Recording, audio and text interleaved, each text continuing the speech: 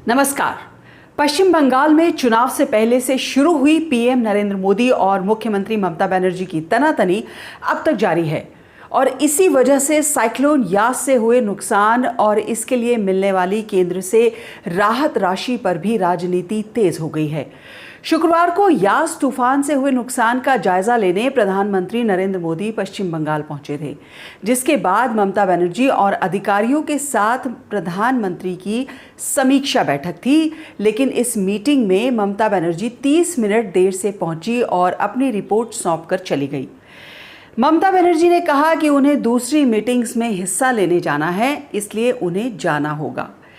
इससे पहले मिदनापुर के कलाईकुंडा एयरबेस पर मुख्यमंत्री ममता बनर्जी ने प्रधानमंत्री की अगवानी की और उनको तूफान से हुए नुकसान पर रिपोर्ट सौंपकर 20,000 करोड़ रुपए की मांग की थी।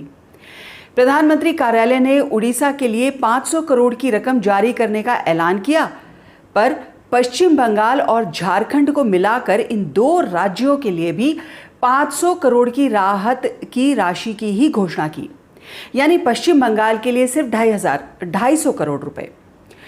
ममता बनर्जी के समीक्षा बैठक में 30 मिनट देरी से पहुंचने पर भी बहुत बड़ा बवाल हो गया। ममता बनर्जी को बीजेपी के बड़े नेताओं ने ट्विटर पर जम के घेरा। जेपी नड्डा ने कहा कि जब माननीय प्रधानमंत्री चक्रवात यास के मद्देनजर पश्चिम बंगाल के नागरिकों के साथ खड़े हैं, तो ममता जी को भी लोगों के कल्याण के लिए अपना अहंकार अलग रखना चाहिए। पीएम की बैठक से उनकी अनुपस्थिति संवैधानिक लोकाचार और सहकारी संघवाद की संस्कृति की हत्या है। राजनाथ सिंह ने भी ट्वीट किया और उन्होंने कहा कि पीएम मोदी सहकारी संघवाद के सिद्धांत को बहुत पवित्र मानते हैं और लोगों को राहत देने के लिए पार्टी की परवाह किए बगैर सभी मुख्यमंत्रियों के साथ सक्रिय रूप से काम कर रहे हैं। आश्चर्यजनक रूप से ममता बनर्जी की रणनीति और क्षुद्र राजनीति एक बार फिर बंगाल के लोगों को परेशान करने लगी है। उन्होंने कहा कि पश्चिम बंगाल का आज का घटनाक्रम स्तब्ध करने वाला है। मुख्यमंत्री व प्रधानमंत्री व्यक्ति नहीं संस्था हैं। दोनों जन सेवा का संकल्प और संविधान के प्रति निष्ठा की शपथ लेकर दायित्व ग्रहण करते हैं। आपदा काल में बंगाल की जनता को सहायता देने के भाव से आए हुए प्रधानमंत्री के साथ इस प्रकार का व्यवहार पीड़ादायक है। जन सेवा के संकल्प व संवैधानिक कर्तव्य से ऊपर राजनीतिक मतभेदों को रखने का ये एक दुर्भाग्यपूर्ण उदाहरण है, जो भारतीय संघीय व्यवस्था की मूल भावना को भी आहत करने वाला है। ममता बनर्जी ने भी ट्वीट किया और अपने पूरे कार्यक्रम की जानकारी दे दी। उन्होंने कहा, हिंगलगंज और सागर में समीक्षा बैठक करने के बाद मैं कलाईकुंडा में माननीय प्रधानमंत्री से मिली और उन्हें पश्चिम बंगाल में चक्रवात के बाद की स्थिति से अवगत कराया। उन्हें चक्रवात से हुए नुकसान के अवलोकन के लिए आपदा रिपोर्ट सौंपी गई है। मैं अब दीघा में राहत और बहाली कार्य की समीक्षा करने के लिए निकल रही हूं।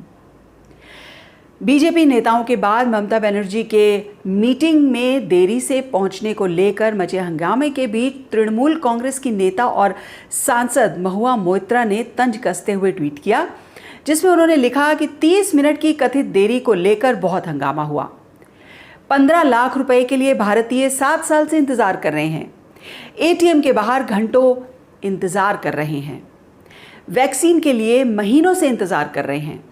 थोड़ा आप भी इंतजार कर लीजिए कभी कभी। अब मामला सिर्फ ट्विटर तक ही सीमित नहीं रहा। मोदी सरकार ने पश्चिम बंगाल के मुख्य सचिव का तबादला दिल्ली कर दिया है और उन्हें 31 मई को यानी कि सोमवार को दिल्ली रिपोर्ट करने का आदेश दे दिया है। राज्य सरकार के कहने पर अभी इसी सप्ताह उनको 3 महीने का एक्सटेंशन मिला था। चुनावी रैलियों में प्रधानमंत्री का ममता बनर्जी को दीदी ओ दीदी कह के बुलाना निंदनीय था और अब ममता बनर्जी का इस तरह मीटिंग में देरी से जाना और सिर्फ रिपोर्ट थमा के आना भी निंदनीय है। ये बात ज़रूर है कि ममता किसी से डरती नहीं है, पर उनकी ऐसी हरकतों का खामियाजा क्या वहां की जनता को नहीं भुगतना पड़ेगा? हालांकि ये पहली बार नहीं है कि किसी प्रधानमंत्री की बैठक में मुख्यमंत्री गैर हाजिर हों। आपको याद दिला देते हैं कि 2013 में नरेंद्र मोदी गुजरात के मुख्यमंत्री के नाते और रमन सिंह छत्तीसगढ़ के मुख्यमंत्री के नाते तब प्रधानमंत्री मनमोहन सिंह की नेशनल इंटीग्रेशन काउंसिल की मीटिंग में नहीं आए थे। ऐसा और भी कई अन्य मुख्यमंत्रियों के साथ हुआ है, पर आज राजनीति का स्तर बहुत गिर गया है। अब शायद नेता अपनी ईगो और अपना स्वार्थ पहले देख रहे हैं, बदले की भावना पाल रहे हैं। तुमने ये किया था तो लो, अब मैं ये करूंगी। कोविड की वजह से पहले ही देश का बुरा हाल है, इतनी जानें चली गई हैं, पर क्या अब भी नेता अपनी कुर्सी, अपने स्वार्थ का सोचेंगे? पता नहीं। धन्यवाद।